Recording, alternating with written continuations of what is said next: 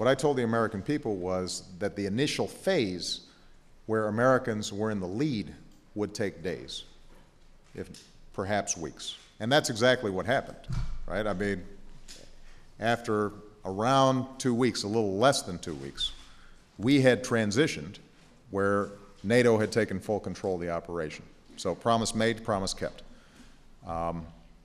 Second, I think when you have the former Republican nominee for president, John McCain, and the former nominee for president on the Democratic side, John Kerry, coming together to support what we're doing in Libya, that should tell the American people that this is important.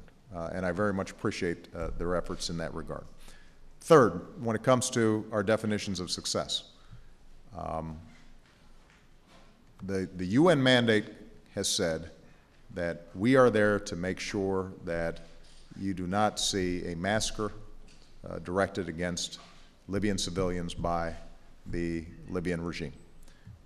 The Libyan regime's capacity has been greatly reduced as a consequence of our operation. That's already been successful. What we've seen both in the East and in the West is that opposition forces have been able to mobilize themselves and start getting organized, and people are starting to see the possibility of a more peaceful future on the horizon. What is also true is as long as Gaddafi is still presenting himself as the head of the Libyan government, and as long as he still controls large numbers of troops, the Libyan people are going to be in danger of counteroffensives and of retribution. So there is no doubt that Gaddafi stepping down from power is, from the international community's perspective, going to be the primary way that we can assure that the overall mission of Libya's people being protected is accomplished. And I just want to point out, I know something you know, the International Criminal Court identified Gaddafi as having violated international law, having committed war crimes.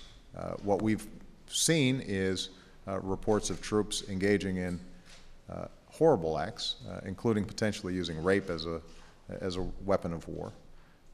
And so when you have somebody like that in charge of large numbers of troops, I think it'd be hard for us to feel confident that the Libyan people are going to be protected unless he steps down. Now, what that means, whether there's the possibility of Libyans arriving at some sort of political settlement, that I think is something that ultimately the Libyan people are going to have to make a decision about, because the international community is there in service of that broader goal of a peaceful Libya. Would you accept a political settlement with him involved as success from the American perspective? I would accept him stepping down so that he is not directing armed forces against the Libyan people. He needs to step down. He needs to go.